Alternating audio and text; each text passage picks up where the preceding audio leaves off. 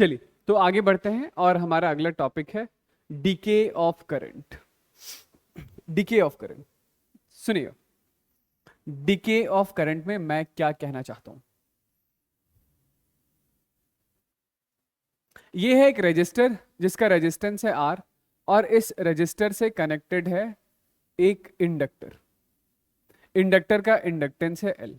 ठीक है, अब ये जो इंडक्टर है, ये इंडक्टर शुरुआत में ही कुछ मैग्नेटिक एनर्जी स्टोर करके बैठा हुआ है। कैसा है? तो इस इंडक्टर के पास कुछ मैग्नेटिक फील्ड लाइंस हैं, मतलब मैग्नेटिक फील्ड लाइन के फॉर्म में इस इंडक्टर के पास कुछ एनर्जी है। समझ रहे हैं क्या कहना चाह रहा हूं? मतलब कि ये बिल्कुल जो शुरुआत वाला इंस्टेंट होगा t इज इक्वल टू 0 वाला, तो उसी समय इस इंडक्टर के पास जो इनिशियल एनर्जी है that is half L I naught square लिख देता हूं। ठीक है, half L I naught square के बराबर है। ठीक, इस इंस्टेंट को मैं ये कह रहा हूं कि ये कोई की था, इस की को हम लोगों ने क्लोज किया है t इज इक्वल टू 0 पर। ओके, तो जैसे ही आप इस की को क्लोज करेंगे सर्किट में करंट फ्लो होना स्टार्ट होगा। सर्किट में करंट फ्लो होना स्टार्ट होगा तो रजिस्टर के अक्रॉस जब करंट फ्लो होगा तो रजिस्टर के अक्रॉस हीट डेसिपिएट होगा। रजिस्टर के अक्रॉस हीट डेसिपिएशन होगा, यानी कि रजिस्टर के अक्रॉस एनर्जी का डेसिपिएशन होगा। तो एनर्जी कहां से आ रही है? इंडक्टर वाली मैग्नेटिक एनर्जी हीट के फॉर्म में डेसिपिएट हो रही है धीरे धीरे, है ना। तो यदि हीट एनर्जी सिस्टम से डेसिपिएट हो रहा है तो सर्किट में फ्लो होने वाला जो करंट होगा वो टाइम के साथ कम होता जाएगा। तो किसी टाइम टी पर ये रेजिस्टर, ये इंडक्टर का इंडक्टेंस L, किसी time t is equal to T पर सर्किट में फ्लो होने वाला जो करंट है वो करंट हम लोग I मान लेते हैं कि सर्किट में कितना करंट फ्लो हो रहा है, I यूनिट का करंट फ्लो हो रहा है। ठीक है, चलिए, यदि सर्किट में फ्लो होने वाला करंट I यूनिट के बराबर है तो हम लोग लगाते हैं एक बार के लिए क्या, केवीएल। ठीक है, केवीएल यहां पर।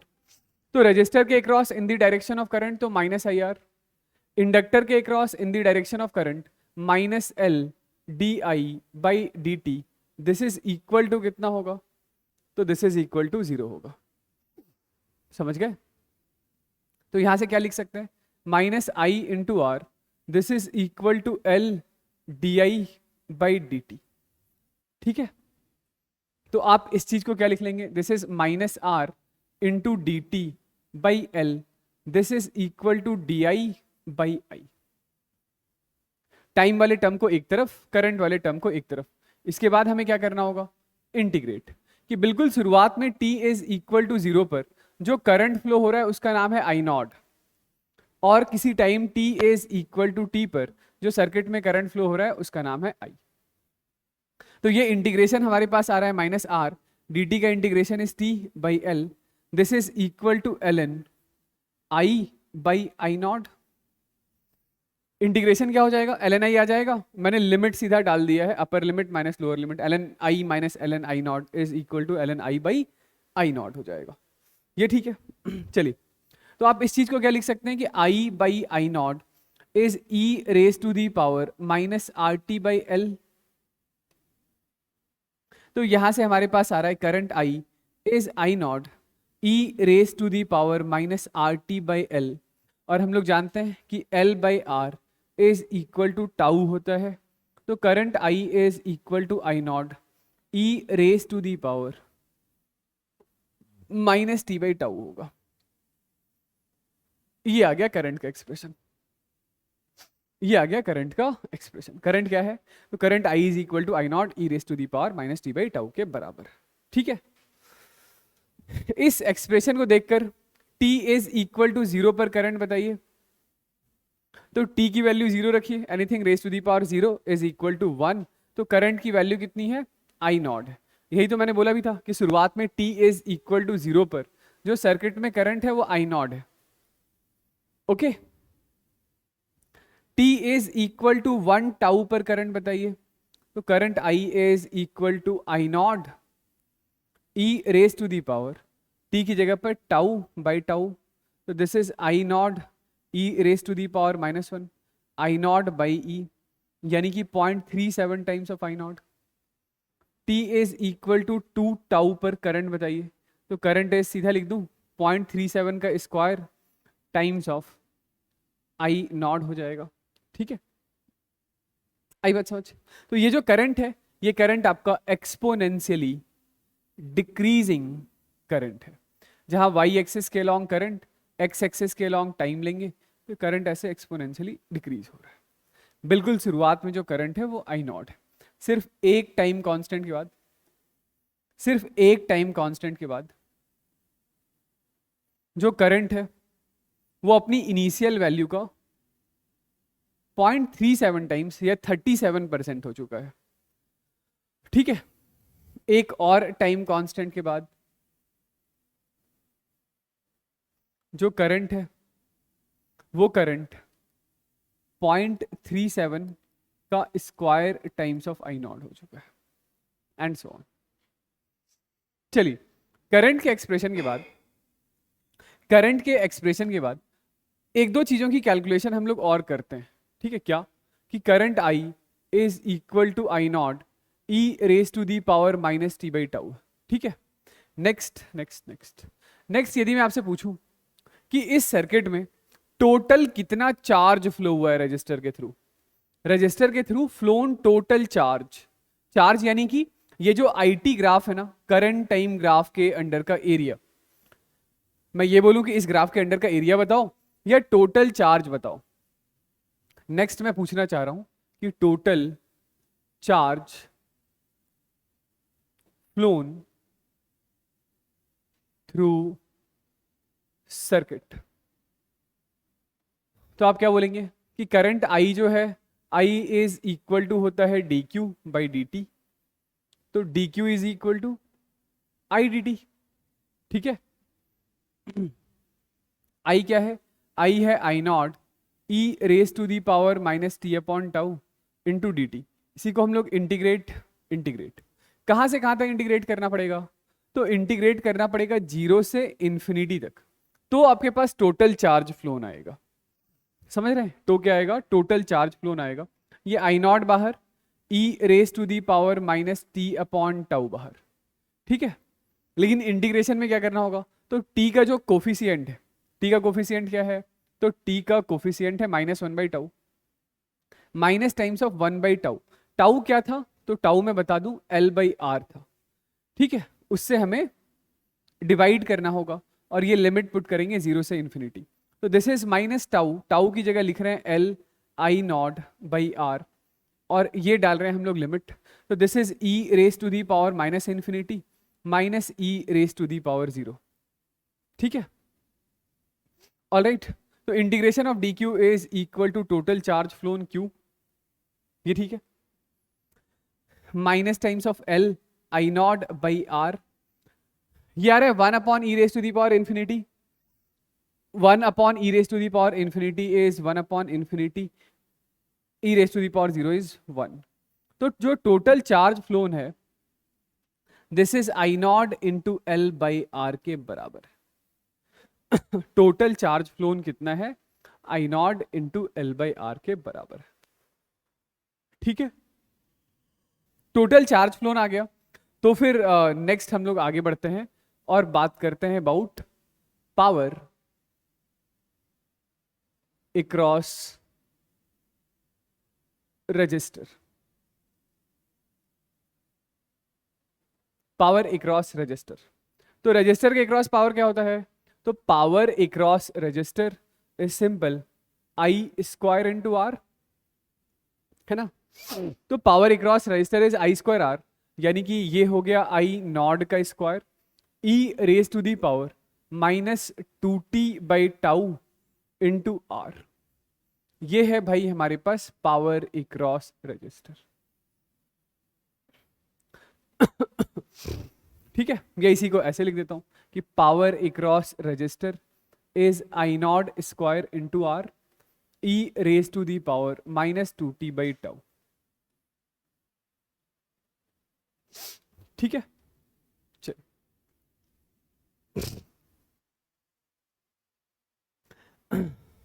कोई दिक्कत वाली बात नहीं है ना। ठीक है, इसमें भी आप वेरिएशन प्लॉट करेंगे तो ये वेरिएशन पावर वर्सेस टाइम, तो ये कुछ ऐसा सही वेरिएशन होगा, एक्सपोनेंशियली डिक्रीजिंग, है ना।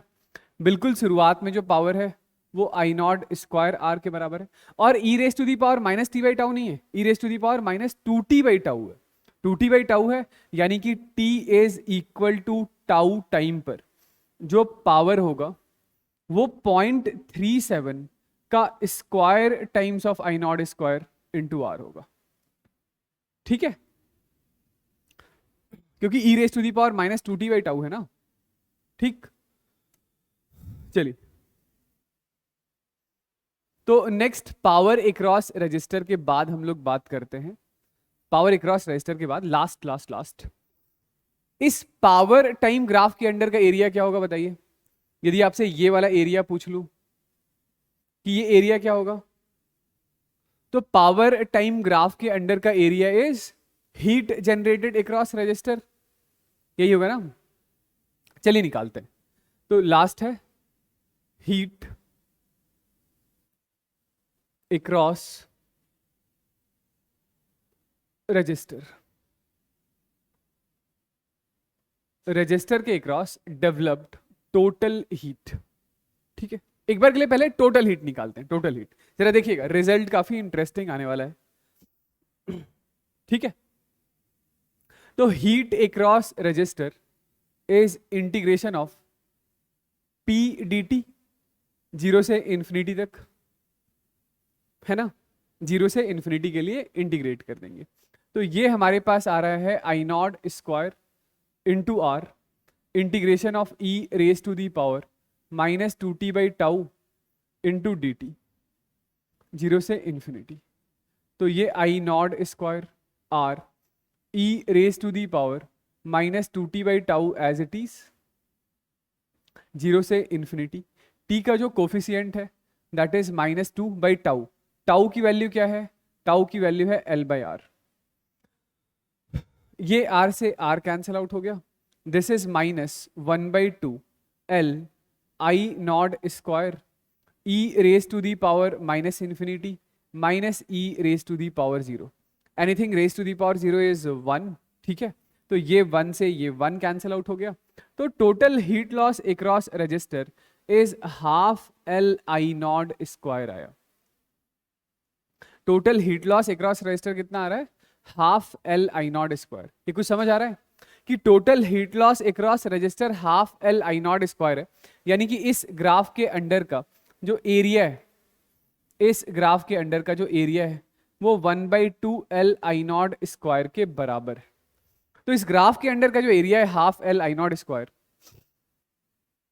यही तो हमारी सारी की सारी मैग्नेटिक एनर्जी थी, कब, बिल्कुल शुरुआत में भाई, स्टार्टिंग में इस इंडक्टर में, मतलब ये जो हमारा सर्किट था ऐसा था ना कि इंडक्टर के पास शुरुआत में मैग्नेटिक एनर्जी मैंने कितना बताया था, T is equal to zero पर half L I naught square, तो बिल्कुल इनफाइनाइट टाइम के बाद ये सारी की सारी मैग्नेटिक एनर्जी हीट के फॉर्म में रजिस्टर के अक्रॉस डेसिपिएट हो जाएगी, तो रजिस्टर के अक्रॉस डेसिपिएटेड एनर्जी टोटल कितना होगा, जितना इंडक्टर के पास मैग्नेटिक एनर्जी था, इंडक्टर के पास magnetic energy half L I square है, तो टोटल एनर्जी जो हीट के फॉर्म में सर्किट से डेसिपिएट होगा वो भी तो हाफ एल आई स्क्वायर के बराबर ही होगा, sorry half L I naught square के बराबर ही होगा, है ना, सिंपल।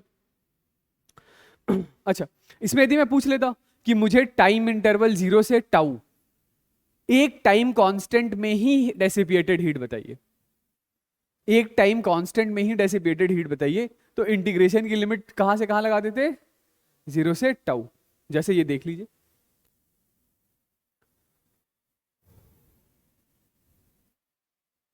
नेक्स्ट मैं पूछ रहा हूं इसी में कि heat dissipated in T is equal to zero to T is equal to tau, heat का डेसिपिएशन जीरो से टाउ टाइम में कितना हुआ है, तो दो तरीके हैं इस सवाल को, इस चीज को सोचने के दो तरीके हैं। पहला तो ये है कि हमारे पास power as a function of time दे ही रखा है, इसको इंटीग्रेट कर लीजिए, यानी heat across resistor is integration of P D T zero से टाउ टाइम के लिए, ठीक है। तो ये हमारे पास सेम यही एक्सप्रेशन आएगा, कितना, बस इसी में लिमिट डालना है ना। तो this is equal to minus L I naught square by 2 into ये e raise to the power minus 2t by tau, limit यहां डाल रहे हैं 0 से टाउ। तो this is equal to minus 1/2 L I naught square, E raise to the power, T की जगह पर क्या डाल रहे हैं, टाउ, तो कितना हो जाएगा, e raise to the power -2 minus E raise to the power 0। तो this is -1/2 L I naught square 1/e का स्क्वायर -1। ठीक है, आप चाहें तो इसी को ऐसा लिख लीजिए कि heat across resistor is equal to 1/2 L I naught square 1 - 1/e का स्क्वायर। ठीक है, ऐसा। सिमिलरली टाउ से 2 टाउ में पूछा होता तो भी लिमिट चेंज करके निकाल देते, टाउ से 3 टाउ में पूछा होता तो भी लिमिट चेंज करके निकाल देते। ठीक है, इसी चीज को सोचने का एक और तरीका हो सकता है, एक और तरीका हो सकता है क्या, कि आपके पास current as a function of time है ना। इसी चीज को सोचने का एक और तरीका कि current I is equal to क्या था, I naught E raise to the power -t/टाउ था, यही था ना करंट। तो ऐसा सोच लें कि इंडक्टर में जितनी मैग्नेटिक एनर्जी कम हुई होगी वही एनर्जी हीट के फॉर्म में रजिस्टर से डेसिपिएट हुई होगी। ओके, तो इनिशियल इंडक्टर में जो एनर्जी है वो कितना है, आप बोलेंगे half L I naught square है, और ये कब है, ये t इज इक्वल टू 0 पर, और t is equal to tau time पर इंडक्टर में जो फाइनल मैग्नेटिक एनर्जी है वो कम हो गया होगा, वो कितना हुआ होगा, तो that is half L I square, मतलब उस समय का जो करंट होगा t equals to tau time पे। तो टाउ टाइम पर इंडक्टर में कितनी एनर्जी है, तो टाउ टाइम पे इंडक्टर में एनर्जी है 1/2 L I is equal to I naught का square into e raise to the power -2t/टाउ, इतनी एनर्जी। ठीक है, आई बात समझ। ठीक है, तो बस ये मतलब t की वैल्यू यहां पर कितना पुट कर देंगे हम लोग, ये t is equal to tau put कर देंगे, तो ये हमारे पास 1/2 L I naught square E raise to the power -2। ठीक है, t की वैल्यू कितना पुट कर रहा हूं, टाउ पुट कर रहा हूं। तो ये जो चेंज इन एनर्जी है, चेंज इन एनर्जी मतलब इनिशियल एनर्जी ज्यादा है, फाइनल एनर्जी कम है, तो 1/2 एल आई नॉट स्क्वायर यदि आप यहां से बाहर ले लें तो 1 - 1/e स्क्वायर। तो जितनी एनर्जी इंडक्टर में घटी है वही हीट लॉस है, वही हीट लॉस है। तो आपका मन करे इंटीग्रेट करने का, इंटीग्रेट कर लीजिए। ठीक है, आपका मन करे इस तरीके से सोचने का, इस तरीके से सोच लीजिए। तो ये हो गई डिकेइंग के बारे में सारी बातें। हाँ, इसमें से आप कुछ जो एंड रिजल्ट है, यानी current as a function of time, mainly तो बस current as a function of time है, कम से कम वो तो आप सीधा रट सकते हैं, एंड रिजल्ट याद रख सकते हैं। ठीक है, उसमें कोई बुराई नहीं है, एंड रिजल्ट। चलिए तो इसके आगे बढ़ते हैं और एक थोड़ा अच्छा सवाल बनाते हैं। सवाल ऐसा है कि ये हमारे पास सर्किट है, ठीक है, ये क्या है, सर्किट है। ऐसा बोला जा रहा है कि जब स्टडी स्टेट आ चुका था ना, जब स्टडी स्टेट आ गया था तो उस समय इस इंडक्टर के अंदर, उस समय इस इंडक्टर के अंदर एक ऐसा सॉफ्ट आयरन डाल दिया जाता है। इंडक्टर के अंदर क्या किया, तो एक सॉफ्ट आयरन इंसर्ट कर दिया। ठीक है, इंडक्टर के अंदर जैसे ही सॉफ्ट आयरन इंसर्ट होगा तो इसका इंडक्टेंस चेंज हो जाएगा, इसका जो सेल्फ इंडक्टेंस है वो चेंज हो जाएगा, है ना।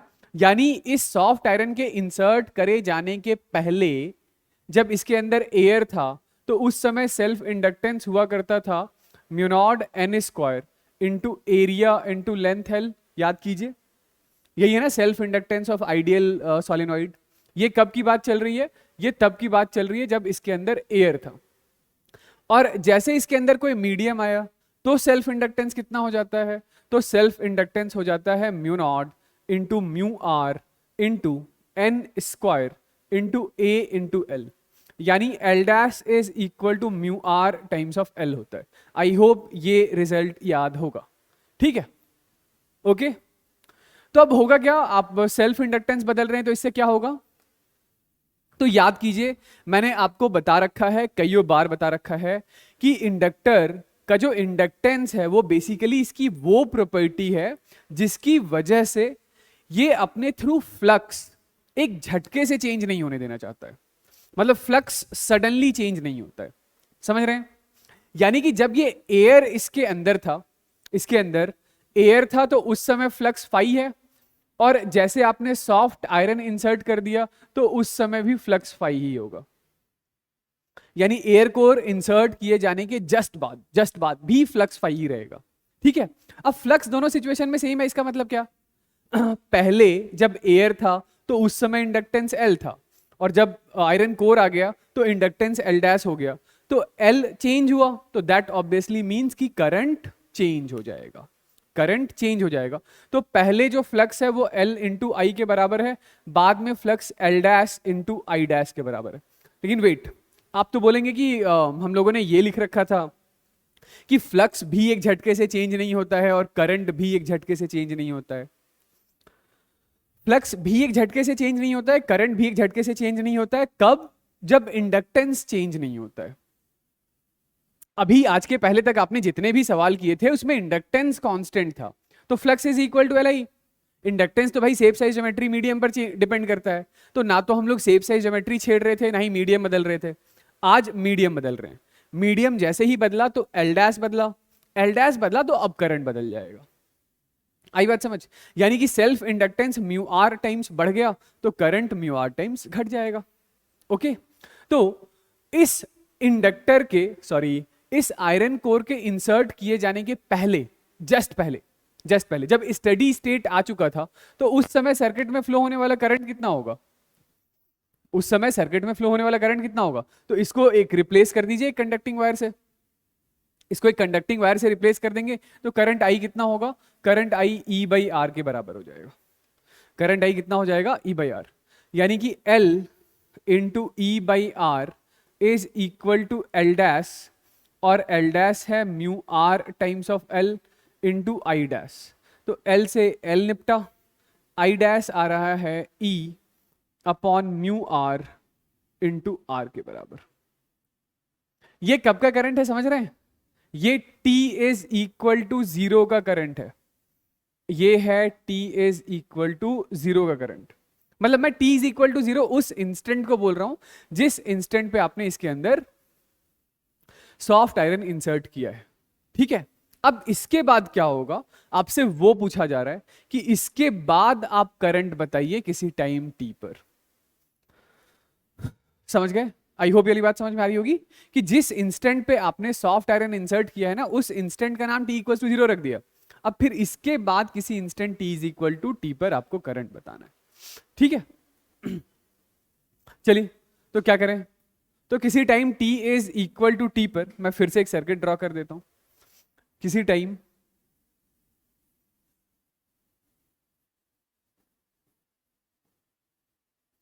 Time t is equal to t पर सर्किट में फ्लो होने वाला जो करंट है वो करंट आई है, ठीक है। क्या है, करंट आई।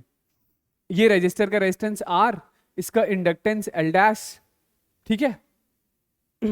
और ये अब हम लोग लगा देते हैं केवीएल यहां पर, तो चलिए केवीएल लगा रहे हैं किसी टाइम t पर, तो in the direction of current तो E, in the direction of resistance तो minus I R, minus times of L dash, L dash is actually mu R times of L, तो mu R L ही लिख लेता हूं, into D I by D T, this is equal to कितना होगा, 0। आई बात समझ, यानी कि ये क्या है, तो this is E minus I R, this is mu R into L into D I by D T, ठीक है। तो आप इस चीज को लिख सकते हैं D T by mu R into L, this is equal to D I by E minus I R, integrate. तो शुरुआत में t इज इक्वल टू 0 पर जो करंट है वो करंट ये है, ये I dash, t is equal to 0 पर जो करंट है उसका नाम क्या है, आई डैश है, और किसी time t is equal to t पर जो करंट है वो i के बराबर है, ठीक है। तो ये लीजिए, इसका इंटीग्रेशन क्या आ जाएगा, तो इसका इंटीग्रेशन आ जाएगा t by mu R into L, this is equal to ln e minus I R, और i का जो कोफिशियंट है that is minus times of 1/r, उससे हम लोगों ने डिवाइड किया है i डैश बाई i। ठीक है, तो this is minus R T by mu R into L is ln e minus I R by e minus I dash R. Alright, तो ये लीजिए भाई, हमारे पास यहां से क्या जवाब आ रहा है कि e minus I R divided by e minus I dash R, this is e raise to the power minus R T by mu R into L. ठीक है, तो यहां से हमें करंट करंट करंट का एक्सप्रेशन लिखना है। चलिए एक स्टेप तो मैं इधर ही लिख देता हूं कि E minus I R is E minus I dash into R into E raise to the power minus R T by mu R into L. ठीक है, इस पूरे टर्म को इधर लेकर आना पड़ेगा ना, यानी current I is equal to E minus E minus I dash into R into E raise to the power minus R T by mu R into L by R. ठीक है, आई डैश की value ये, I dash आप चाहें तो ये put भी कर सकते हैं। आई डैश की वैल्यू क्या है, तो ये है हमारे पास current as a function of time, और ये जो आई डैश है, ये आई डैश ये रहा। ठीक है, समझ गए, तो ये है हमारे पास current as a function of time. ठीक है, चलिए आइए आगे बढ़ते हैं, और हमारा अगला टॉपिक है म्यूचुअल इंडक्टेंस। सेल्फ इंडक्टेंस के बाद नेक्स्ट इज म्यूचुअल इंडक्टेंस। सुनिए, म्यूचुअल इंडक्टेंस क्या है, तो ये हमारे पास एक ऐसा कॉइल है, दिस इज कॉइल नंबर 1। इस कॉइल का क्या नाम है, कॉइल नंबर 1, और इस कॉइल में कुछ करंट फ्लो हो रहा है। इस कॉइल में क्या फ्लो हो रहा है, कुछ करंट फ्लो हो रहा है। तो इस कॉइल में करंट के फ्लो होने की वजह से कॉइल ने इस तरीके से कुछ मैग्नेटिक फील्ड लाइंस बना दिया है। ठीक है, अब इस कॉइल के आस पड़ोस में एक दूसरा कॉइल और रखा हुआ है। इस कॉइल के आस पड़ोस में एक दूसरा कॉइल और रखा हुआ है, दिस इज कॉइल नंबर 2। ठीक है, this is coil number 2। Alright, तो कॉइल नंबर 1 से जो मैग्नेटिक फील्ड लाइन ओरिजिनेट हुई है, निकली है, वो कॉइल नंबर 2 से लिंक हो रही है। मतलब दोनों कॉइल का रिलेटिव ओरिएंटेशन या पोजीशन कुछ ऐसा है कि कॉइल नंबर 1 से करंट के फ्लो होने की वजह से उससे निकलने वाली magnetic field lines coil number 2 से लिंक हो रही है। समझ गए? Okay, simple. तो मैं ये कह रहा था कि जब तक यहां से फ्लो होने वाला करंट कांस्टेंट है, जब तक कॉइल नंबर 1 से फ्लो होने वाला जो करंट है वो करंट कांस्टेंट है, तब तक तो इससे निकलने वाली ये जो मैग्नेटिक फील्ड लाइन है जो दूसरे कॉइल से लिंक हो रही है वो भी कांस्टेंट होगी। तो दूसरे कॉइल से लिंक होने वाला मैग्नेटिक फ्लक्स भी कैसा होगा, कांस्टेंट होगा। लेकिन लेकिन लेकिन यदि कॉइल नंबर 1 से फ्लो होने वाला करंट टाइम का फंक्शन बन जाए, यानी कि करंट टाइम के साथ या तो बढ़ जाए या घट जाए, तो इससे होकर आने वाली जो मैग्नेटिक फील्ड लाइंस थी वो टाइम के साथ बढ़ जाएगी या नहीं तो घट जाएगी। तो हेंस इस दूसरे कॉइल से लिंक होने वाली मैग्नेटिक फील्ड लाइंस का नंबर भी बढ़ेगा या घटेगा। मतलब कि दूसरे कॉइल से जो लिंक होने वाला मैग्नेटिक फ्लक्स है वो फ्लक्स बढ़ेगा या घटेगा। और जैसे ही इस दूसरे कॉइल से लिंक्ड मैग्नेटिक फ्लक्स बदला तो दूसरे कॉइल में आ जाएगा ईएमएफ। इसी फेनोमेना को म्यूचुअल इंडक्टेंस बोलते हैं। ठीक है, तो क्या है म्यूचुअल इंडक्टेंस? तो म्यूचुअल इंडक्टेंस है an EMF is induced in a coil if current through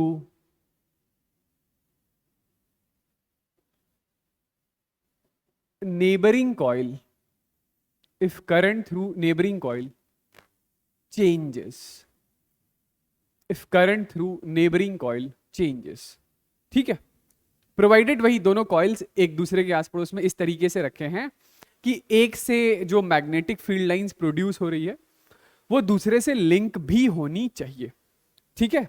चलिए, तो नेक्स्ट इज, इसके लिए हम लोग एक टर्म डिफाइन करने जा रहे हैं जिसका नाम है म्यूचुअल इंडक्टेंस, म्यूचुअल इंडक्टेंस या कोफिशिएंट ऑफ म्यूचुअल इंडक्शन। सुनिए, ये जो दूसरा कॉइल है, सेकेंड कॉइल, कॉइल नंबर 2, इस कॉइल नंबर 2 से जो लिंक्ड मैग्नेटिक फ्लक्स है, यानी फ्लक्स थ्रू कॉइल नंबर 2, वैसे तो वो बहुत सारी बातों पर डिपेंड करेगा। किन बातों पर? कि दोनों का सेफ साइज ज्योमेट्री क्या है, रिलेटिव ओरिएंटेशन पोजीशन क्या है, मीडियम क्या है, नंबर ऑफ टर्न्स क्या हैं, पर साथ साथ flux through coil number 2 primarily इस बात पर डिपेंड कर रहा होगा कि पहले कॉइल से फ्लो होने वाला करंट कितना है।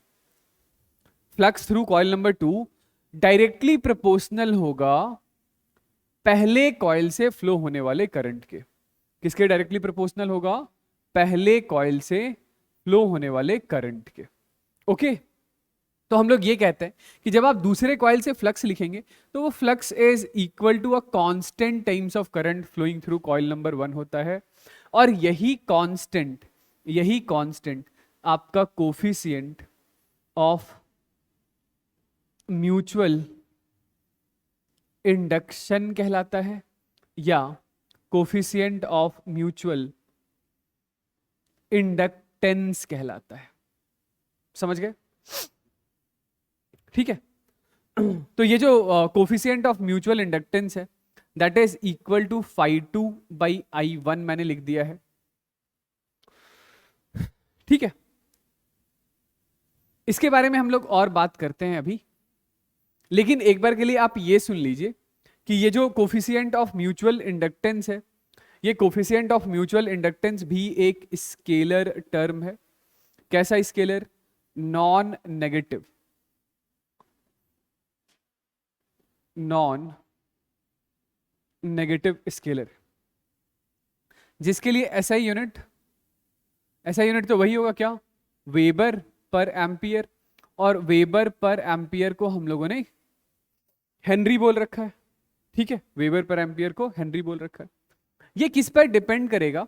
तो ये लिख लीजिएगा कि it depends on shape, size and geometry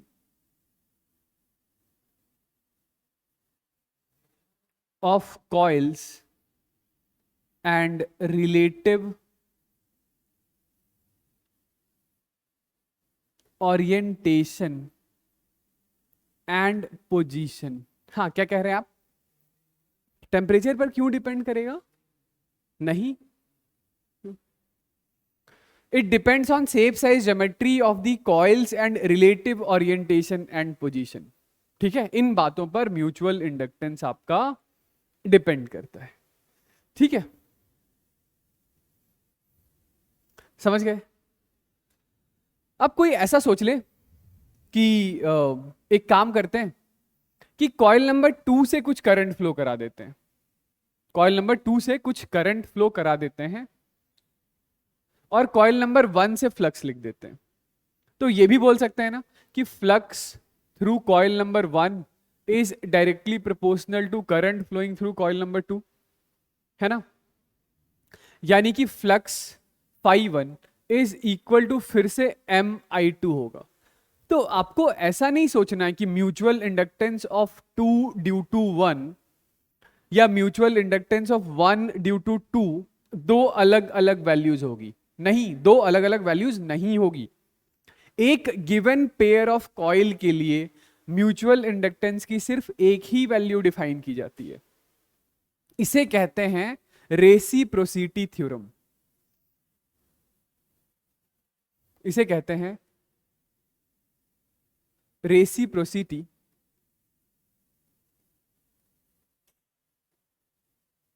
theorem. ठीक है, क्या है ये कि mutual inductance of 2 due to 1 is same as mutual inductance of 1 due to 2 that is equal to m। मतलब कि for a given pair of coil, इसको erase कर रहा हूं मैं,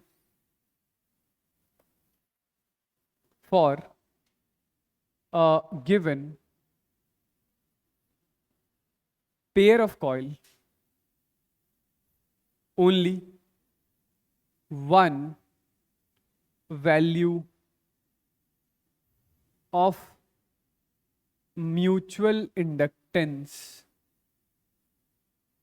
is defined। एक गिवन पेयर ऑफ कॉइल के लिए म्यूचुअल इंडक्टेंस की सिर्फ एक ही वैल्यू डिफाइंड। ओके, चलिए, तो एक डेफिनेशन तो म्यूचुअल इंडक्टेंस का समझ में आ गया, एक डेफिनेशन समझ आ गया। ठीक है, चलिए एक और जो दूसरा डेफिनेशन है एक बार के लिए उसके बारे में भी बात कर लेते हैं। ये वाली बात सही है, ठीक है। तो ये मैं एक बार के लिए डिफाइन भी कर देता हूं। जैसे हम लोग क्या लिख रहे थे, तो हम लोग लिख रहे थे कि φ2 यानी flux through coil number 2 is equal to m times of current through coil number 1। तो m is equal to φ2 by I1। तो जैसे ये स्कूल वगैरह के एग्जाम में आता है कि डिफाइन म्यूचुअल इंडक्टेंस, तो आपको क्या लिखना है, जो इसकी डेफिनेशन है, डेफिनेशन कि it is numerically equal to linked magnetic flux। It is numerically equal to linked magnetic flux through coil। It is numerically equal to linked magnetic flux through coil when current in neighboring coil is unity। ठीक है, ये तो एक तरीका हो गया define करने का। फिर से सुनिए, एक बार फिर से देखिएगा इस चीज को। अब ऐसा है कि ये था हमारा पहला कॉइल और ये था हमारा दूसरा कॉइल। ठीक है, तो कॉइल नंबर 1 में जो करंट फ्लो हो रहा है, जिसकी वजह से कॉइल नंबर 1 ने जो मैग्नेटिक फील्ड लाइन बनाई है, जो दूसरे कॉइल से जाकर लिंक हो रहा है, तो पहले कॉइल से फ्लो होने वाला करंट जो है वो टाइम का बन चुका है फंक्शन, और ये करंट टाइम के साथ हो रहा है चेंज। मेरे कहने का मतलब है कि जो कॉइल 1 है, इस कॉइल 1 में टाइम इंटरवल t से लेकर के t प्लस dt में करंट I से लेकर के I plus D I amount का चेंज हो जाता है। करंट डी आई अमाउंट से चेंज हो रहा है डी टाइम इंटरवल में। तो अब जो दूसरे कॉइल से लिंक्ड मैग्नेटिक फ्लक्स है, वो फ्लक्स फाई से लेकर के phi plus D phi amount से चेंज हो जाएगा, है ना। ऑल राइट, ठीक है, इस तरीके से। तो ये बताइए कि यहां पे ये जो mutual inductance is equal to हम लोगों ने φ2 बाई I1 लिख रखा है, या ये φ2 is equal to m times of I1 है। ठीक है, यदि इसके रेट चेंज को हम लोग कैलकुलेट करें, इसके रेट चेंज को कैलकुलेट करें, मतलब ये किसी time t is equal to t पर था, और ये φ2 से, इसको मैं φ2 लिख देता हूं, करंट I1 लिख देता हूं, ठीक है, या dI1 लिख देता हूं। तो φ2 plus dφ2 is equal to m I1 plus dI1, ऐसा लिख सकते हैं कब, time t is equal to t plus dt पर। ठीक है, तो ये जो चेंज है, इस चेंज को टाइम के रिस्पेक्ट में आप कैलकुलेट कीजिए, यानी dφ2 by dt this is equal to m dI1 by dt के बराबर होगा। ठीक है, तो ये जो rate of change of flux है, rate of change of flux इसी को तो हम लोग इंड्यूस्ड ईएमएफ बोलते हैं, यानी induced EMF in coil number 2, या माइनस साइन लगा देता हूं यहां पर, this is minus times of induced EMF in coil number 2 is equal to m times of di1/dt होता है। तो ये एक्सप्रेशन भी आपको याद रखना है, ठीक है। या आप ऐसा भी लिख सकते हैं कि जो म्यूचुअल इंडक्टेंस है, mutual inductance is equal to induced EMF in coil number 2 divided by di1/dt। अब म्यूचुअल इंडक्टेंस एक नॉन नेगेटिव नंबर है, तो इसीलिए मैंने मॉड ऑफ EMF2 लिखा हुआ है वहां। हाँ, तो क्या है हमारा सवाल। इसके बाद अगला सवाल है कि एक रेक्टेंगुलर वायर फ्रेम है A/B का, उसके आस पड़ोस में एक इनफाइनाइट लॉन्ग वायर है जिसमें करंट I है। आपको इसके लिए म्यूचुअल इंडक्टेंस लिखना है। क्या लिखना है? म्यूचुअल इंडक्टेंस लिखना है, ठीक है। तो ये पहला और ये दूसरा, तो पहले के करंट की वजह से दूसरे से फ्लक्स लिखेंगे, तो जो दूसरे का फ्लक्स होगा वो समथिंग समथिंग इनटू पहले का करंट आएगा, वही समथिंग समथिंग आपका म्यूचुअल इंडक्टेंस होगा, ठीक है। चलिए, तो फिर एक काम कीजिए कि यहां से आ जाइए x डिस्टेंस दूर, और x डिस्टेंस दूर आकर के एक ऐसा कट लगाइए। ये जो कट है, इस कट की थिकनेस कितनी है? थिकनेस है dx। तो ये जो एक छोटा सा सेगमेंट है, इस छोटे से सेगमेंट का एरिया वेक्टर मान लेते हैं अंदर। यहाँ मैग्नेटिक फील्ड है कांस्टेंट, तो इस छोटे से सेगमेंट से एक छोटा सा फ्लक्स, फ्लक्स कितना होगा? तो फ्लक्स होगा b इंटू डी ए के बराबर। b है हमारे पास mu naught I by 2πx के बराबर, और dA है b dx के बराबर, ठीक है। ऐसे ही जितने भी छोटे छोटे छोटे छोटे सेगमेंट होंगे, सबसे ऐसा ही फ्लक्स होगा। नेट फ्लक्स निकालना है तो आपको इसे इंटीग्रेट करना पड़ेगा L से लेकर के L प्लस A के लिए। तो जो नेट फ्लक्स है वो आ गया है mu naught I b divided by 2π dx by x का इंटीग्रेशन ln x, तो this is ln L plus A by L, ठीक है। तो म्यूचुअल इंडक्टेंस क्या है? म्यूचुअल इंडक्टेंस फ्लक्स है क्या? नहीं, फ्लक्स पर यूनिट करंट है, फ्लक्स डिवाइडेड बाई करंट, यानी mutual inductance is equal to mu naught b by 2π ln 1 plus A by L।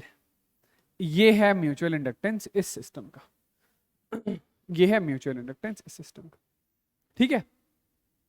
इसके बाद यदि इस स्ट्रेट वायर में फ्लो होने वाला करंट चेंज होने लग जाएगा, तो इस रेक्टेंगुलर लूप से लिंक्ड मैग्नेटिक फ्लक्स भी चेंज होने लग जाएगा। तो इस रेक्टेंगुलर लूप में एक EMF इंड्यूस हो जाएगा। मतलब मैं कल को ये current as a function of time दे दूं कि this current I is equal to k times of t square. Current क्या है? I is equal to k times of t square. तो बताइए इस रेक्टेंगुलर लूप में कितना EMF इंड्यूस होगा दूसरे पार्ट में। मतलब जो पहला पार्ट हो गया, दूसरे पार्ट के लिए मैं क्या बोल रहा हूं कि ये current I is equal to k times of t square है। तो find EMF induced in rectangular loop. Rectangular loop में EMF इंड्यूस्ड बताइए। तो क्या करेंगे? ये फ्लक्स हम लोगों ने लिखा ही सही दूसरे पार्ट के लिए, फिर आप बोलेंगे कि flux phi is equal to mu naught into b by 2π ln 1 plus A by L। I की जगह पर लिख देंगे k t स्क्वायर, ठीक है। I की जगह पर k t स्क्वायर। EMF क्या होता है? तो EMF is equal to d phi by dt होता है।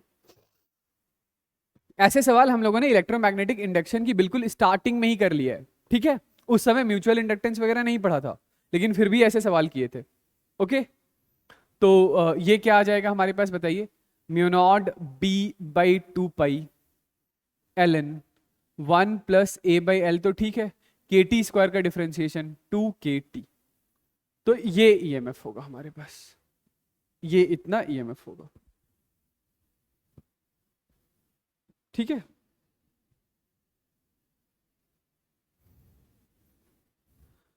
तो लगभग वैसा ही सवाल है हमारे पास अगला, ठीक है। और इसमें करंट नहीं दिखाया गया क्या?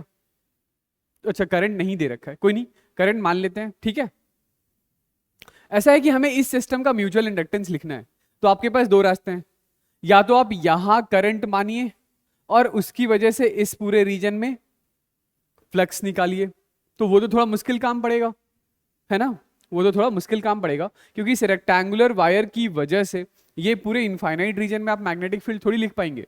तो ज्यादा इजी क्या होगा, ज्यादा इजी होगा कि यहां पे कुछ करंट मान लेते हैं, लेट से यहां करंट आई है, तो वही करंट यहां पर ऐसा चल रहा है, ऐसा ऐसा ऐसा, तो ये जो दो इनफाइनाइट लॉन्ग वायर्स है उसकी वजह से आप इधर मैग्नेटिक फील्ड लिख सकते हैं और फिर फ्लक्स भी लिख सकते हैं, ठीक है। चलिए वही काम है मोर और लेस जो आपने पिछले सवाल में किया है कि यहां से एक्स डिस्टेंस आगे आकर के एक कट लगाइए, ठीक है। इस कट से पहले फ्लक्स इस वायर की वजह से बनने वाली मैग्नेटिक फील्ड से लिख रहे हैं, तो एक जो छोटा सा फ्लक्स होगा डी फाई वो बी डॉट डी ए के बराबर होगा। बी कितना आ गया, तो बी आ गया mu naught I by 2 pi X into D A, D A is equal to B D X. इसको हम लोग कहां से कहां तक इंटीग्रेट करेंगे, तो इंटीग्रेट करेंगे सी से लेकर सी प्लस ए तक, ठीक है। अब आगे सुनिएगा, आगे सुनिएगा, यही करंट ऐसे घूम करके यहां ऐसे नीचे आया, तो यदि इस वायर में करंट ऊपर था, इसने मैग्नेटिक फील्ड प्लेन के अंदर बनाया था और एरिया वेक्टर भी डीए भी प्लेन के अंदर ले रहे थे, तो ये जो दूसरा इनफाइनाइट लॉन्ग वायर है वो तो मैग्नेटिक फील्ड कहां बना देगा, बाहर बाहर। तो यदि इसकी वजह से फ्लक्स पॉजिटिव है तो इसकी वजह से फ्लक्स नेगेटिव होगा, क्योंकि ये मैग्नेटिक फील्ड लाइन प्लेन में बाहर बना रहा है, ठीक है। तो चलिए इसकी वजह से बनने वाली मैग्नेटिक फ्लक्स को हमें माइनस करना पड़ेगा, तो इसकी वजह से भी बनने वाला जो आपका मैग्नेटिक फ्लक्स होगा वो मैं इसी में लिख दूं, that is mu naught I by 2 pi X into B D X, और अब की बार इंटीग्रेशन की लिमिट हो जाएगी c प्लस ए से लेकर c प्लस 2a तक। ये इस वायर के लिए ये यहां पर पहला एलिमेंट मिलेगा c प्लस ए डिस्टेंस पर, और आखिरी element c plus 2a distance पर मिलेगा, ठीक है। तो ये हमारे पास नेट मैग्नेटिक फ्लक्स होगा, कितना हो जाएगा नेट मैग्नेटिक फ्लक्स, तो ये mu naught I B by 2 pi D X by X is L N X, तो this is L N 1 plus A by C minus mu naught I B by 2 pi, this is L N C plus 2a by C plus A, ठीक है ये alright. तो ये जो flux है this flux is mu naught B by 2 pi L N, इसको ऐसा ही लिख देता हूं, या 1 plus A by C by C plus 2a by C plus A, ठीक है, इनटू करंट आई। तो ये जो एक्सप्रेशन है दिस इज योर, यही हमारा mutual inductance, this is mutual inductance, this is, ये है हमारा म्यूचुअल इंडक्टेंस। मतलब flux is equal to something something into current होता है, वही समथिंग समथिंग आपका म्यूचुअल इंडक्टेंस होता है, समझ गए, ठीक है। Relation between mutual inductance and self inductance सुनिएगा, देखिए ऐसा है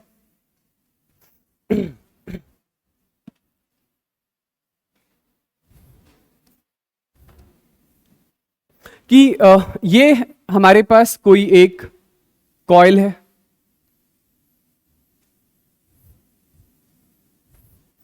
इस कॉइल की लेंथ है L, क्रॉस सेक्शनल एरिया है इसका A1, ठीक है, और इसमें नंबर ऑफ टर्न्स है N1, नंबर ऑफ टर्न्स कितना है N1 है, ठीक है। इसके ऊपर इस तरीके से हम लोगों ने एक दूसरा कॉइल और लपेट दिया है, ये जो दूसरा कॉइल है ये था कॉइल 1 और ये है कॉइल 2, दूसरे कॉइल की भी लेंथ L है, इसका क्रॉस सेक्शनल एरिया एक बार के लिए A2 लिख देता हूं, और इसमें नंबर ऑफ टर्न्स जो है वो N2 लिख देते हैं। जैसे मैं सिंपली ऐसा पूछता कि इस गिवन सिस्टम के लिए म्यूचुअल इंडक्टेंस डिफाइन करके बताइए, मतलब म्यूचुअल इंडक्टेंस एक्सप्रेस करके बताइए। तो आप क्या कहेंगे कि किसी एक से कुछ करंट मान लेते हैं, लेट से पहले से करंट मान लिया आई, ठीक है। अब दूसरे से फ्लक्स लिख लेते हैं।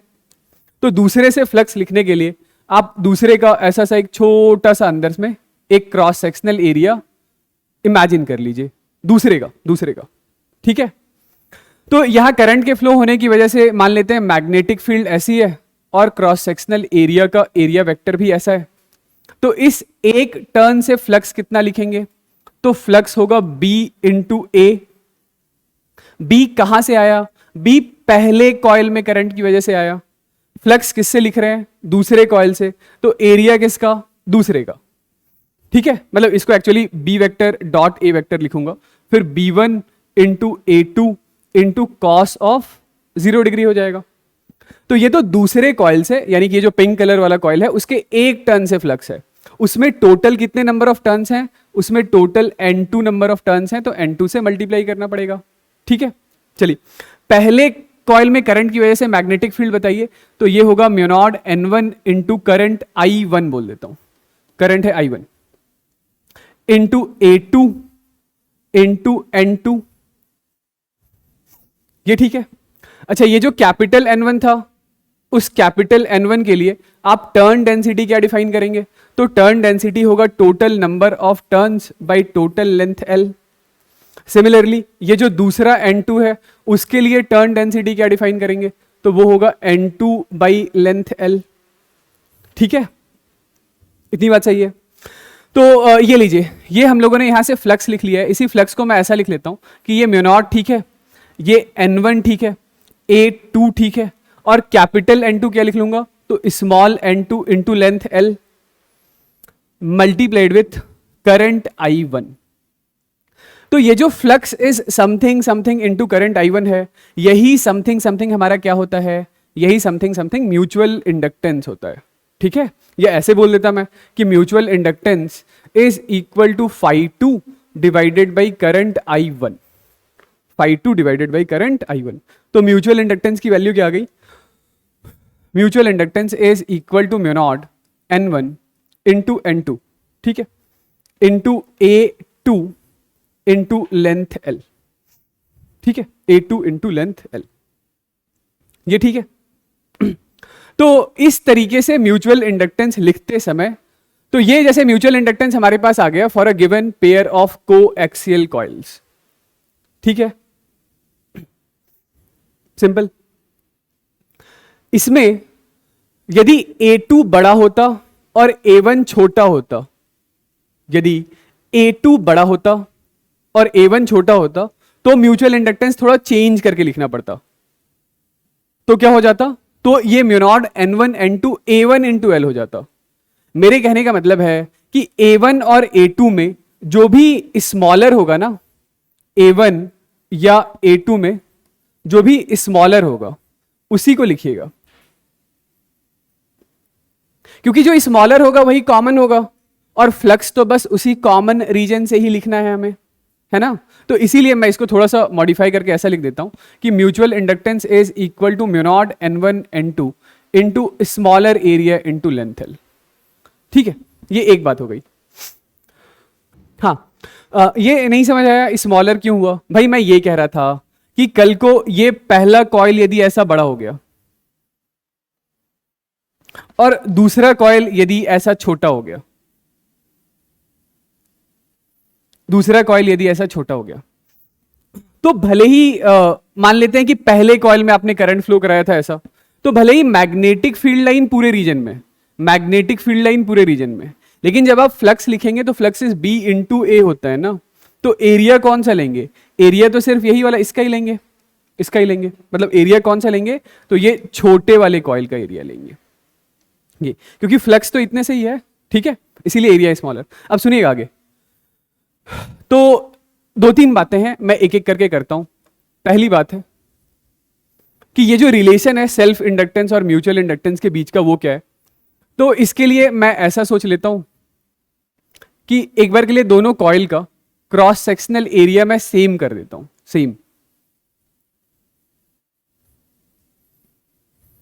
ये पहला कॉइल, इसका भी एरिया A, इसमें नंबर ऑफ टर्न्स N1 था, लेंथ कितना है L है, ठीक है।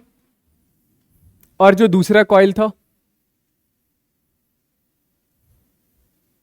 ऐसा, इसमें number of turns N2, length L। तो म्यूचुअल इंडक्टेंस क्या लिखा? म्यूचुअल इंडक्टेंस हम लोगों ने लिखा mu naught small n square, sorry small n square नहीं, mu naught N1 into N2 into A into L, ठीक है। बताइए पहले कॉइल का सेल्फ इंडक्टेंस क्या होगा? तो पहले कॉइल का self inductance L1 is equal to mu naught N1 square into A into L होगा। ये self inductance of ideal solenoid निकाला है ना, सेल्फ इंडक्टेंस पढ़ लिया है ना। अच्छा, ये सेल्फ इंडक्टेंस का फॉर्मूला होता है, यही होता है ना। हाँ, सेल्फ इंडक्टेंस ऑफ दूसरा कॉइल क्या होगा? तो ये होगा म्यू नॉट N2 का square into A into L, ठीक है। तो इन दोनों में क्या रिलेशन है?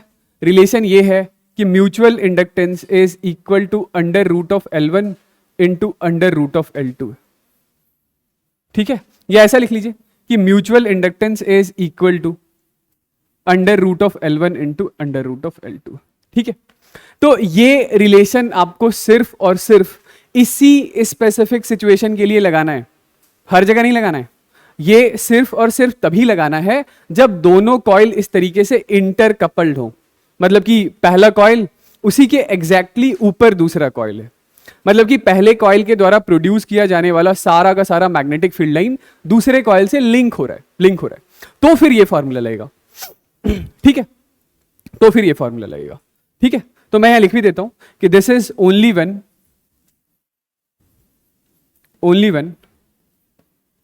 coils are intercoupled,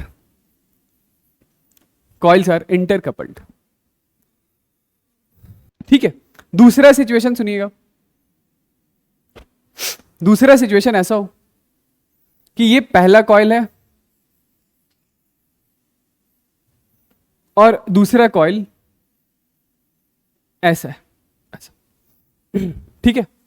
तो जब यहां पर पहले कॉइल में करंट फ्लो होगा तो करंट के फ्लो होने की वजह से पहले कॉइल के द्वारा प्रोड्यूस्ड सारी की सारी मैग्नेटिक फील्ड लाइन दूसरे कॉइल से लिंक नहीं होगी, ठीक है।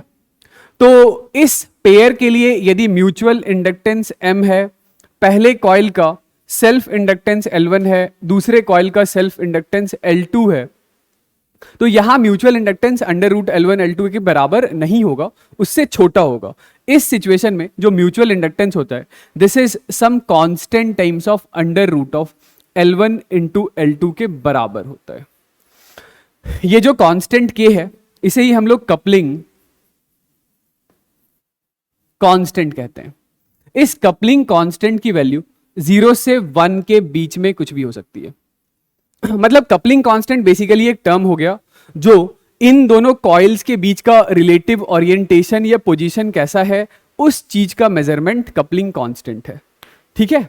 यानी कि कॉइल बिल्कुल इस तरीके से इंटरकपल्ड है तो आप ऐसा भी बोल सकते हैं कि इस सिचुएशन में आपका कपलिंग कांस्टेंट K1 है।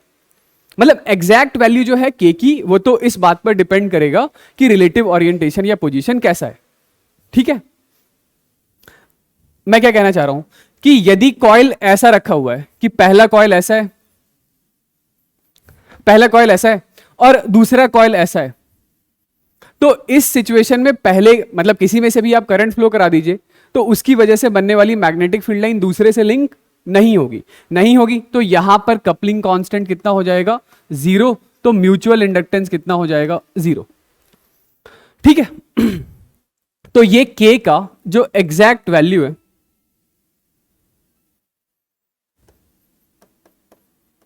exact value will depend on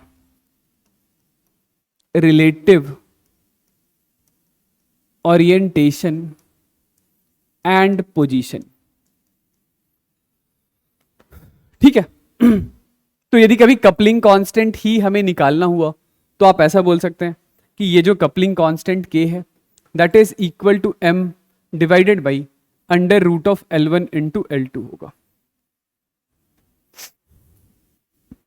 ठीक है, ठीक है ना, समझ गए?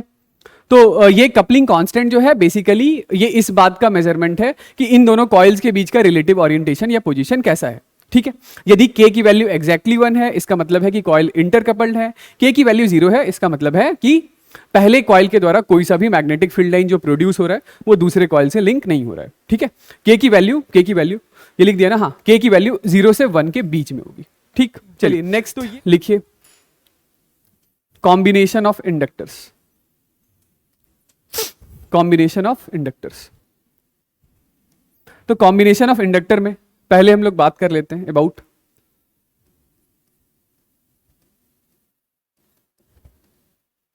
Series combination. सीरीज कॉम्बिनेशन में भी पहले एडिंग सीरीज के बारे में बात कर रहे हैं। एडिंग सीरीज का मतलब ये पहला एक इंडक्टर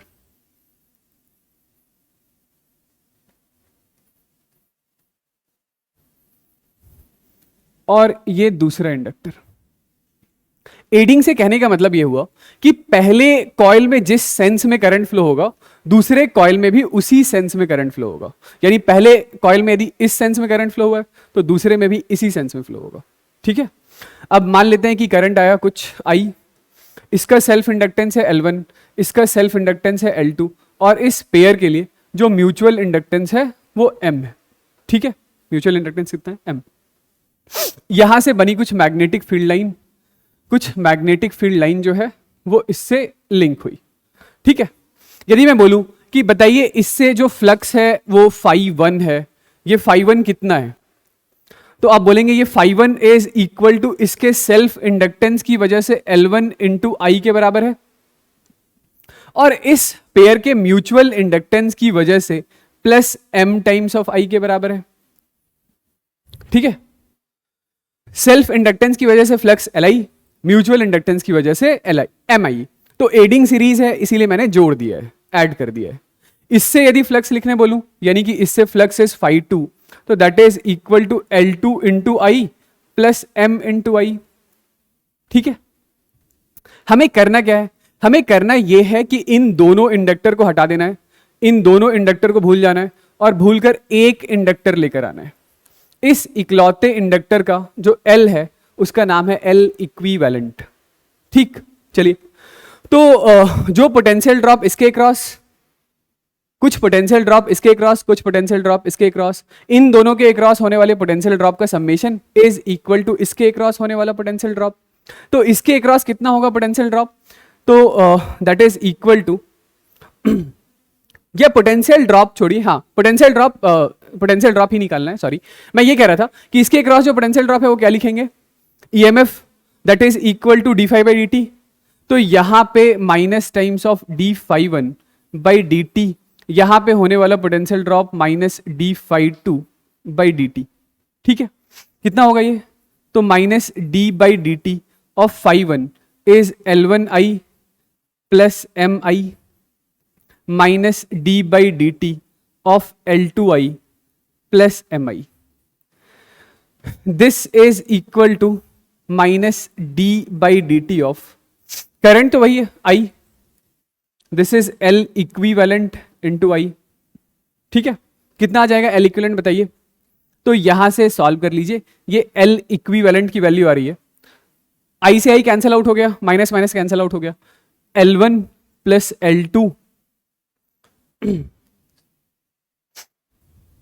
प्लस 2M। ठीक है, L1 plus L2 plus 2M।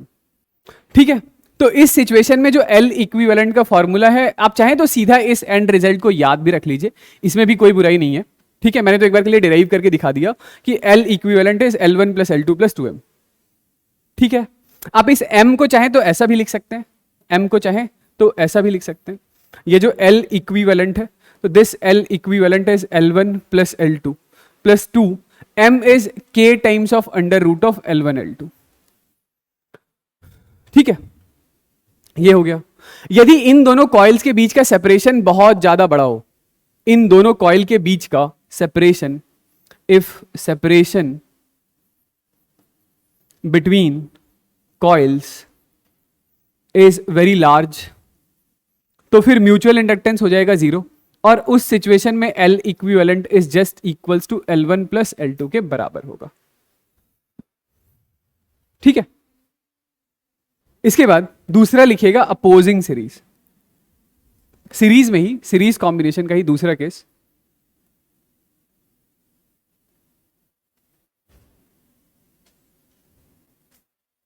Opposing series. Opposing series से मेरे कहने का मतलब है कि ये पहला इंडक्टर ऐसा है और दूसरा इंडक्टर ऐसा है, ऐसा ऐसा। मतलब पहले में करंट यदि ऐसा चला है तो दूसरे में करंट उससे ऑपोजिट सेंस में चला है। ठीक है, फिर से इस कॉइल का सेल्फ इंडक्टेंस L1, इस कॉइल का सेल्फ इंडक्टेंस L2, और इस पेयर के लिए जो म्यूचुअल इंडक्टेंस है वो M1, सॉरी M1 नहीं M। हमें करना क्या है, हमें करना यह है कि इन दोनों कॉइल को हटाकर एक कॉइल लेकर आना है, और उस इकलौते कॉइल का जो L है वो L इक्विवेलेंट। ठीक है, तो फिर से वही बात कि यहां से यदि करंट आई है, यहां से कुछ मैग्नेटिक फील्ड लाइन निकला है, और ये मैग्नेटिक फील्ड लाइन दूसरे से लिंक हुआ है। ओके, तो यहां से जो आप फ्लक्स फाई लिख रहे हैं, phi is equal to L1I minus times of M into I लिखना होगा, और यहां से जो आप फ्लक्स लिखेंगे, इसको फाई 1 बोल देता हूं, इसको फाई 2, तो that is L2I minus times of M into I होगा।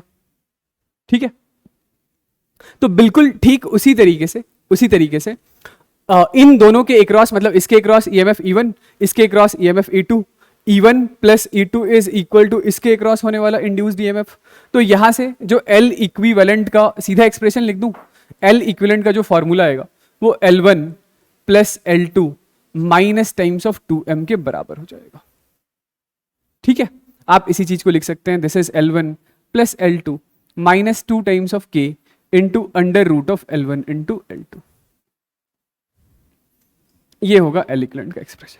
ठीक है, और यदि दोनों कॉइल के बीच का सेपरेशन काफी ज्यादा बड़ा है तो फिर इस K की वैल्यू 0 है, और इस सिचुएशन में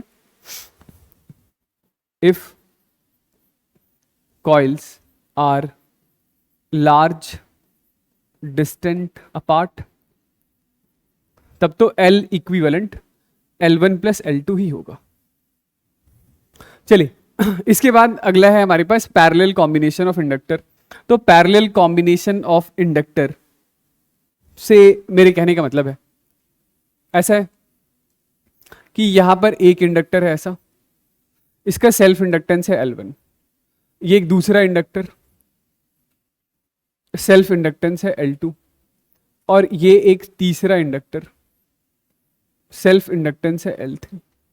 ठीक है, हमें फिर से करना तो वही सेम काम है, क्या कि इस पूरे नेटवर्क को हटाकर एक इंडक्टर लेकर आना है जिसका इक्विवेलेंट है L इक्विवेलेंट। ठीक है, चलिए, यहां से करंट I आया, इधर की तरफ फ्लो होने वाला करंट इज I1, इधर की तरफ फ्लो होने वाला करंट इज I2, इधर की तरफ फ्लो होने वाला करंट इज I3। जैसे इस पॉइंट का नाम मैं एक बार के लिए A बोल देता हूं, इस पॉइंट का नाम एक बार के लिए B बोल देता हूं। तो इस पॉइंट का नाम A है, इस पॉइंट का नाम B है। ठीक है, तो बताइए यहां से VA माइनस VB क्या लिख सकते हैं? VA माइनस VB इस L1 को यूज करके लिख सकते हैं, this is minus times of L1 into dI1 by dt। फिर इसी VA माइनस VB को आप ऐसा भी तो लिख सकते हैं, this VA minus VB is minus L2 into dI2 by dt। फिर इसी VA माइनस VB को आप ऐसा भी तो लिख सकते हैं, this is minus L3 dI3 by dt। ठीक, और यहां से आप क्या लिखेंगे? तो VA minus VB is equal to minus L equivalent into dI by dt। ठीक है, ये सारा करंट L इक्विवेलेंट से ही तो फ्लो हुआ है। ठीक, तो क्या मैं ऐसा बोल दूं कि ये जो करंट I है that is equal to I1 plus I2 plus I3 के बराबर है। करंट I तो I1 plus I2 plus I3 के बराबर ही होगा, ठीक है। तो यहां से di by D T is equal to di1 by D T plus di2 by D T plus di3 by D T के बराबर होगा। di बाई डी टी क्या होगा? तो this is minus times of Va minus Vb by L equivalent. This is equal to minus Va minus Vb by L1 plus Va minus Vb by L2 plus Va minus Vb by L3। तो ये लीजिए भाई, यहां से हमारे पास result आ गया क्या कि 1 upon L equivalent is 1 by L1 plus 1 by L2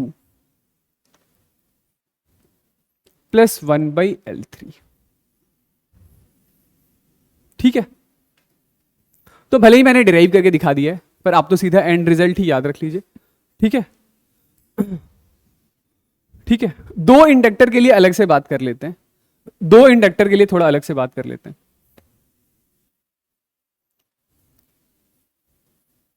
कि ये एक इंडक्टर है, ये दूसरा इंडक्टर है, इसका इंडक्टेंस L1, इसका इंडक्टेंस L2। लेट से यहां से फ्लो होने वाला करंट I, इधर फ्लो होने वाला करंट I1, इधर फ्लो होने वाला करंट I2। तो सबसे पहली बात क्या? सबसे पहली बात 1 upon L equivalent is 1 by L1 plus 1 by L2। तो L इक्विवेलेंट कितना? This is L1 L2 by L1 plus L2, ठीक है। चलिए दूसरी बात कि जैसे इन दो पॉइंट का नाम मैं A और B रख दूं, तो Va minus Vb that is equal to, आप लिख सकते हैं minus L1 di1 by D T which is same as minus L2 di2 by D T. भाई दोनों पैरेलल में है ना, तो पोटेंशियल ड्रॉप तो दोनों के क्रॉस कैसा होगा? एक जैसा, ठीक है। ये माइनस माइनस गया, dt गया, यानी कि L1 इंटू di1 बराबर होगा L2 इंटू di2 के। इसको इंटीग्रेट तो L1 into I1 is same as L2 into I2 होता है। ये याद रखिएगा कि I1 बाई I2 किसके बराबर होगा? तो I1 by I2 L1 by L2 के बराबर होगा। I1 by I2 sorry L2 by L1 के बराबर होगा, L2 बाई L1 के बराबर होगा, ठीक है। इसके बाद देखिएगा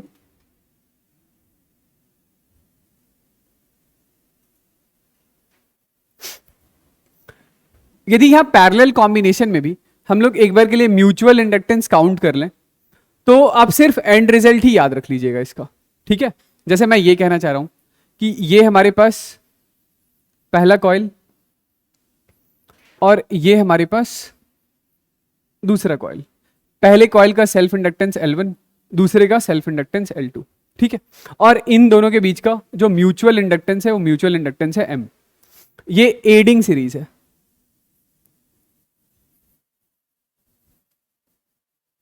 तो इस एडिंग सीरीज में जो L इक्विवेलेंट होगा वो L equivalent is L1 L2 by L1 plus L2 तो होगा ही, ऊपर M स्क्वायर माइनस कर देते हैं, नीचे 2M माइनस कर देते हैं, ये L इक्विवेलेंट होता है। और इसका उल्टा होता अपोजिंग सीरीज,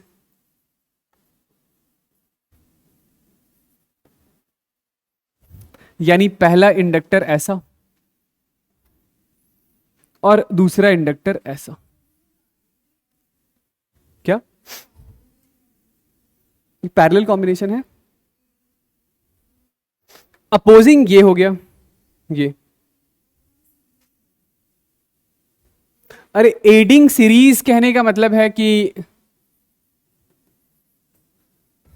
एडिंग सीरीज कहने का मतलब है कि पैरेलल कॉम्बिनेशन में एडिंग में है, ठीक है। और ये अपोजिंग में है, यहां पर फिर से दोनों के लिए म्यूचुअल इंडक्टेंस M है, ये L1 है, ये L2 है, तो यहां पे L इक्विवेलेंट का फॉर्मूला होता है L1 L2 by L1 plus L2 तो रहेगा ही, minus M square plus 2m हो जाता है नीचे। बस फॉर्मूला याद रखना है, फॉर्मूला। चलिए, तो एक छोटा सा थ्योरेटिकल टॉपिक और है, उसको कवर करते हैं। ये है हमारा एडी करंट। ठीक है, एडी करंट सुनिएगा। जैसे अभी तक आपने ईएमआई में क्या पढ़ा कि ये लेट से कोई एक रीजन है जिसके लेफ्ट में यूनिफॉर्म या नॉन यूनिफॉर्म मैग्नेटिक फील्ड है।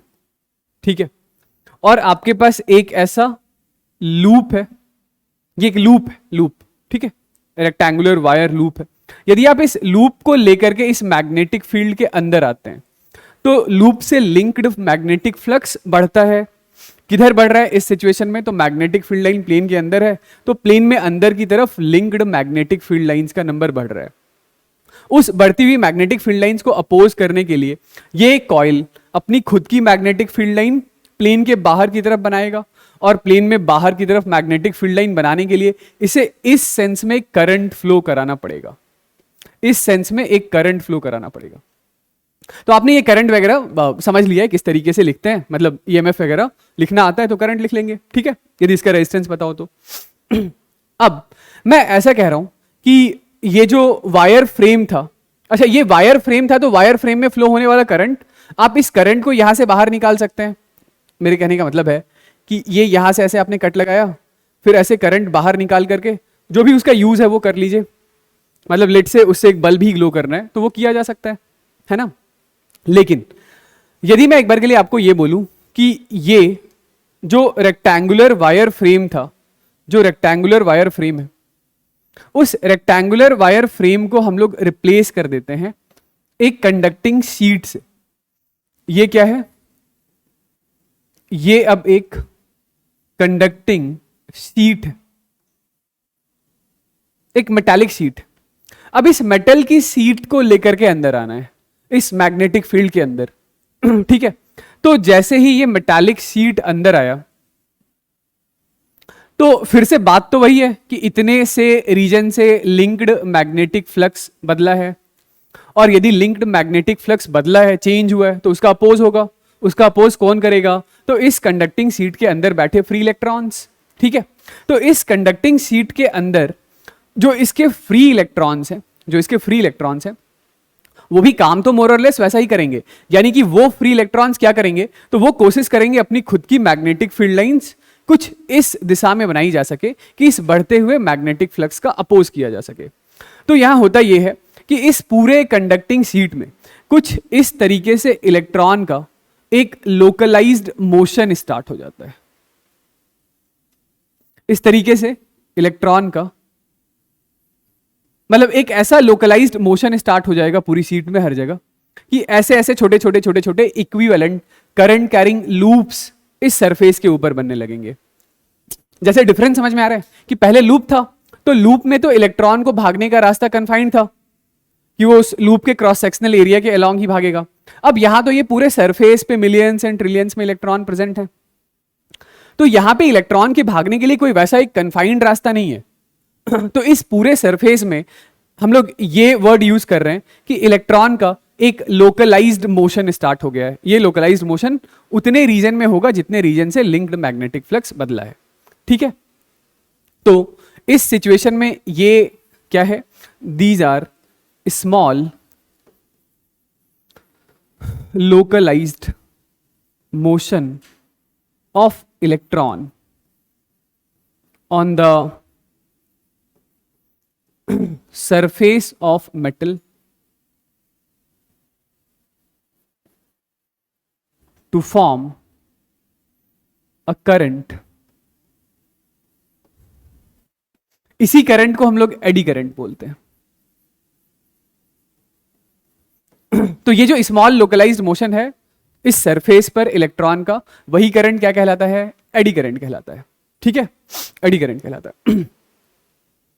समझ गया? मतलब मेन रीजन क्या है करंट के फॉर्मेशन का? तो फ्लक्स का चेंज है। अब पंगा ये है कि आप इस करंट को ऐसे बाहर लेके नहीं आ सकते हैं। जैसे पिछले सिचुएशन में मैं बोल रहा था कि किसी लूप के अलोंग करंट फ्लो हो रहा है, तो आप लूप में आपको हायर साइड लोअर साइड आप पता लगा सकते हैं। तो उस करंट को आप लूप से बाहर निकाल सकते हैं। लेकिन यहाँ तो पूरे सरफेस पे करंट है, तो आपको एज सच कुछ हायर या लोअर पोलैरिटी पता नहीं है। और वो पोलैरिटी पता नहीं है तो क्या होगा, तो इसके अपने दूसरे एप्लीकेशन होंगे, वो एप्लीकेशन नहीं होगा जो नॉर्मल उस लूप में करंट के फ्लो होने की वजह से था। ठीक है, चलिए, तो करंट फ्लो होगा, तो सबसे पहली बात करंट फ्लो होगा तो सरफेस में हीट तो जनरेट होगा ना, हीट तो जनरेट होगा। वो हीट जनरेशन कितना होगा, तो generated heat is integration I square are D T होगा। तो ये है कि एडी करंट के फॉर्मेशन की वजह से सरफेस में हीट जनरेट होता है। ठीक है, पहली बात। दूसरी बात कि ये जो एडी करंट है, इस एडी करंट की वजह से जो बनने वाली मैग्नेटिक फील्ड लाइंस है, वो मैग्नेटिक फील्ड लाइन भी अपने में चेंज का ही अपोज कर रहा है। ठीक है, अपने में चेंज का ही अपोज कर रहा है। तो इस चीज को चलिएगा एक दूसरे एग्जांपल से मैं बताता हूं। इसमें नेक्स्ट एक पॉइंट और ऐड कर लीजिएगा, वो ये है कि eddy current will always oppose the relative motion.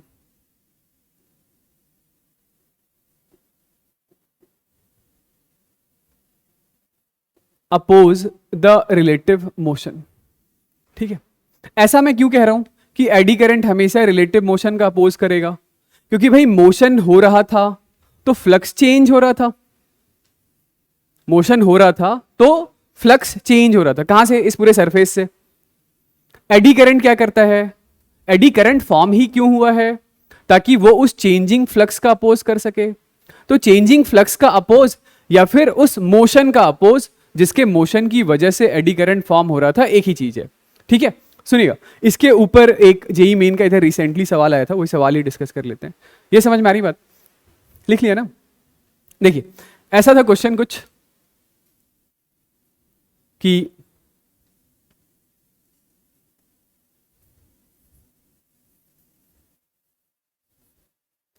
ये एक मैग्नेट है, जिस मैग्नेट का ये नॉर्थ पोल और ये साउथ पोल। ठीक है, ये यहां पे कोई एयर रेजिस्टेंस वगैरह प्रेजेंट नहीं है। ठीक है, ये पहला सिचुएशन। और ये दूसरा सिचुएशन, जहां पे वैसा ही एक बार मैग्नेट है, जिस बार मैग्नेट का ये नॉर्थ पोल है और ये साउथ पोल है। और यहां पे जस्ट ऐसा एक कंडक्टिंग शीट रख दिया गया है। This is a sheet metallic. ठीक है, सिचुएशन समझ गए। ऐसे मैग्नेट है, वो मैग्नेट ऐसे थ्रेड से बांध दिया है। पहली साइड कोई एयर रेजिस्टेंस वगैरह नहीं है और दूसरी साइड मैग्नेट के पास में एक मेटालिक शीट है। सवाल ये था कि दोनों मेटालिक शीट को, सॉरी, दोनों बार मैग्नेट को कुछ थीटा एंगल डिस्प्लेस करके रिलीज कर देते हैं। दोनों बार मैग्नेट को थीटा एंगल डिस्प्लेस करके रिलीज कर देते हैं। तो बताइए क्या होगा, कि दोनों का ऑसिलेशन इनफाइनाइट टाइम के लिए होगा, पहला ऑप्शन। दोनों थोड़ी देर ऑसिलेट करने के बाद रुक जाएंगे, दूसरा ऑप्शन। ये इनफाइनाइट टाइम के लिए ऑसिलेट करेगा, ये थोड़ी देर के बाद रुक जाएगा, तीसरा ऑप्शन। ये इनफाइनाइट टाइम के लिए ऑसिलेट करेगा, ये थोड़ी देर के बाद रुक जाएगा, चौथा ऑप्शन। फोर्थ वाला तो सुनिए होगा क्या। यहां पे तो कोई एयरवेयर है नहीं, तो इसके ऊपर तो कोई रेजिस्टिव या डेसिपिएटिव फोर्स है नहीं, तो ये तो अपना आराम से ऑसिलेट करता रहेगा। ठीक है, तो इसका ऑसिलेशन तो ऑब्वियसली इनफाइनाइट टाइम के लिए होगा, क्योंकि इसको आप डिस्प्लेस करेंगे तो बस एक रीस्टोरिंग फोर्स, टेंशन का या वेट का कंपोनेंट लिख दीजिए, उसकी वजह से ये तो इनफाइनाइट टाइम के लिए ऑसिलेट करेगा। लेकिन ये जैसे ही इधर मेटालिक शीट के क्लोजर गया तो यहां से लिंक्ड मैग्नेटिक फ्लक्स ऐसा बढ़ा, है ना। तो यहां पे एक लोकलाइज्ड मोशन इलेक्ट्रॉन का चालू हुआ, और वो लोकलाइज्ड मोशन यहां पर कुछ इस तरीके से होगा कि ये वाला फेस नॉर्थ बन जाएगा और पीछे वाला फेस साउथ बन जाएगा, क्योंकि मैग्नेटिक फील्ड लाइन ऐसे बढ़ रही है। तो उस बढ़ती हुई मैग्नेटिक फील्ड लाइन को अपोज करने के लिए अपनी खुद की मैग्नेटिक फील्ड लाइन इधर बनाएगा, यानी कि ये वाला फेस नॉर्थ बन गया। तो आप नॉर्थ ऐसे सामने से लेकर जा रहे थे और इस पर एक रेजिस्टिव फोर्स ऐसा लगा। ठीक है, ओके, नॉर्थ सामने जा रहा था तो ये नॉर्थ बन गया। फिर दूसरे सिचुएशन में जब ये नॉर्थ पोल दूर जा रहा होगा तो इस मेटालिक सरफेस से जो लिंक्ड मैग्नेटिक फ्लक्स है वो मैग्नेटिक फ्लक्स डिक्रीज होगा जब ये दूर जाएगा। तो जब ये दूर जाएगा तो लिंक्ड मैग्नेटिक फ्लक्स डिक्रीज होगा, तो ये अपनी खुद की मैग्नेटिक फील्ड लाइन इधर ही बनाने की कोशिश करेगा। उसके लिए लोकलाइज्ड मोशन ये ऐसा करेगा कि अपनी खुद की मैग्नेटिक फील्ड लाइन इधर बना रहा है, इधर बना रहा है, यानी कि तब ये नॉर्थ बन जाएगा और ये फेस साउथ बन जाएगा। तो फिर से नॉर्थ और साउथ में एक फोर्स ऑफ अट्रैक्शन काम कर रहा है, तो फिर से एक और रेजिस्टिव फोर्स काम कर रहा है। तो इस तरीके से ये जो एडी करंट है वो रिलेटिव मोशन को अपोज कर रहा है। ऑलराइट, और रिलेटिव मोशन के अपोज करने की वजह से ये क्या होगा, ये थोड़ी देर के बाद स्लो डाउन होगा और स्लो डाउन के बाद ये फाइनली रुक जाएगा, लेकिन ये इनफाइनाइट टाइम के लिए ऑसिलेट करता रहेगा। ठीक है, ऑलराइट।